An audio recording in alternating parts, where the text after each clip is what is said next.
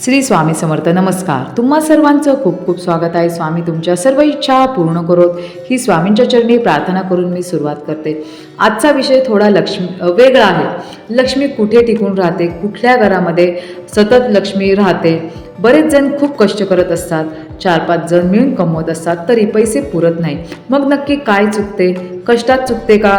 देवाचं काय करायला चुकते का? तर बघा, लक्ष्मी ही लक्ष्मी टिकून राहण्यासाठी तिला आवडणाऱ्या गोष्टी आपल्याला करायच्या असतात. लक्ष्मीला कोणत्या गोष्टी आवडत नाही, जर त्या गोष्टी जर आपण केल्या तर आपल्या घरामध्ये लक्ष्मी ही टिकून राहत नाही. तर आता आपण पाहूया की लक्ष्मी टिकण्यासाठी आपल्याला काय करायचे आहे व कोणत्या गोष्टी करायच्या नाहीत. ह्या गोष्टी ज्या आहेत त्या आनंदी पिंपळकरांच्या पुस्तकात त्यांनी लिहिलेल्या आहेत. तर पहा, द्वापार युगामध्ये श्रीकृष्णाची पट्टराणी रुक्मिणी, तिला स्वतः लक्ष्मीने सांगितले होते की ती कुठे राहते. ब्रह्मपुराणात विष्णू व नारद यांचे संवाद आहेत. त्यामध्ये असं वर्णन केलेले आहे की लक्ष्मी कुठे टिकून राहते ते आता आपण पाहूया. जी व्यक्ती मधुर वाणीने बोलते, आपल्या कार्यामध्ये तत्पर असते, क्रोध करत नाही, सतत ईश्वरी सत्तेत मग्न असते, स्वतःवर नियंत्रण ठेवते, उदार असते, त्या व्यक्तीच्या ठाई लक्ष्मी देवी वास करते. म्हणजे लक्ष्मीला वाईट शब्द बोललेले अजिबात आवडत नाही, लक्ष्मीला क्रोध केलेला आवडत नाही, कठोर बोललेलं आवडत नाही. स्वतःच्या इंद्रिय म्हणजे भावना, कामना, वासना यावर जो नियंत्रण ठेवतो ते आवडते. तिथे ही लक्ष्मी माता स्थिर राहते. जे आपल्या आईवडिलांचा मान सन्मान करतात, जिथे मुलांना आनंदी ठेवले जाते, मुलींना आनंदी ठेवले जाते, तिथे लक्ष्मीला राहायला आवडते. म्हणून आपल्या घरात समजा आई असो, बायको असो, मुलगी असेल, त्यांना मान द्यायला शिका, त्यांना सतत हसत ठेवा.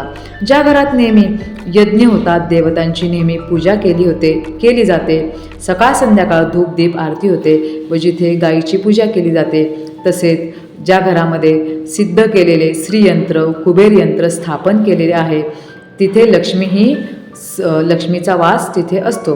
त्याचप्रमाणे कमळगट्ट्याची माळ, दक्षिणावर्ती शंख, पारद शिवलिंग ज्या घरात स्थापन केलेले आहेत तेथे देखील लक्ष्मीचे सदैव वास्तव्य असते.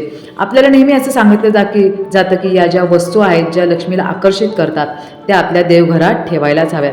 त्या अतिशय महत्त्वाच्या आहेत.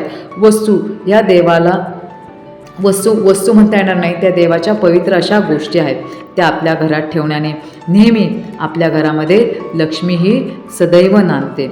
नेहमी जेवताना जो शांत चित्ताने जेवतो अशा व्यक्तीच्या घरी लक्ष्मी राहते.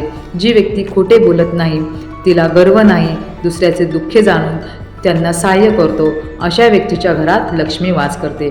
जी व्यक्ती एकादशीला भगवान विष्णूंना आवळ्याचा नैवेद्य दाखवते व आंघोळीच्या पाण्यामध्ये काठी किंवा आवळ्याचे जी पानं असतात ते घालून आंघोळ करते, अशांच्या घरामध्ये लक्ष्मी वास करते. लक्षात ठेवा, एकादशीला आपल्याला आवळ्याचा नैवेद्य हा भगवान विष्णूंच्या समोर दाखवायचा असतो.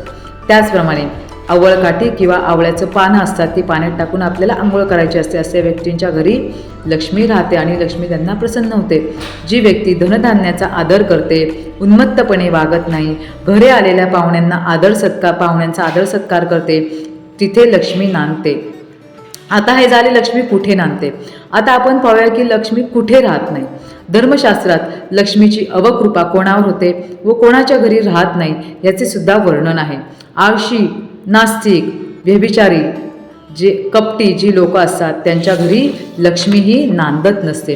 जी व्यक्ती हाताचे बोटांचे सतत काहीतरी वाजवत राहते, काहीतरी चाळे करत राहते, पाय हलवत राहते, अशा व्यक्तींच्या घरी सुद्धा लक्ष्मी ही राहत नाही. ज्या व्यक्तींना घाणेरड्या सवयी असतात, उदाहरणार्थ नखे खाणे, दात खाणे किंवा आपल्या गळ्यातील जी माळ असते ती सतत चावणे, तोंडामध्ये घालणे, ज्यांच्या घरामध्ये लक्ष्मी राहत नाही. ज्या व्यक्तीचा कोणी गुरु नाही त्यांच्या घरात सुद्धा लक्ष्मी राहत नाही.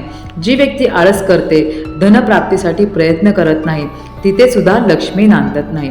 जी व्यक्ती आपल्या घरात शिव, विष्णू, शाळीग्राम यांची स्थापना करत नाही, तिथे लक्ष्मी राहत नाही. जी स्त्री दिवसा झोपते, सतत खाऊ करते, स्वयंपाक करताना खाते, लोकांना उष्टे वाढते, तेथे लक्ष्मी राहत नाही. जिथे पत्नीला नोकर समजले जाते, तिचा आदर होत नाही, तिथे सुद्धा लक्ष्मी राहत नाही. थोडक्यात तुम्हाला समजले पाहिजे लक्ष्मी कुठे राहते. म्हणजे आता तुम्हाला समजलंच असतं लक्ष्मी कुठे राहते व कुठे राहत नाही. धर्मशास्त्रातील पुस्तकातील आनंद पिंपळकरांनी हे लिहिलेले आहे. हे मी तुम्हाला सांगितलेले आहे. चांगल्या गोष्टींचा अवलंब करा व वाईट गोष्टी सोडून द्या.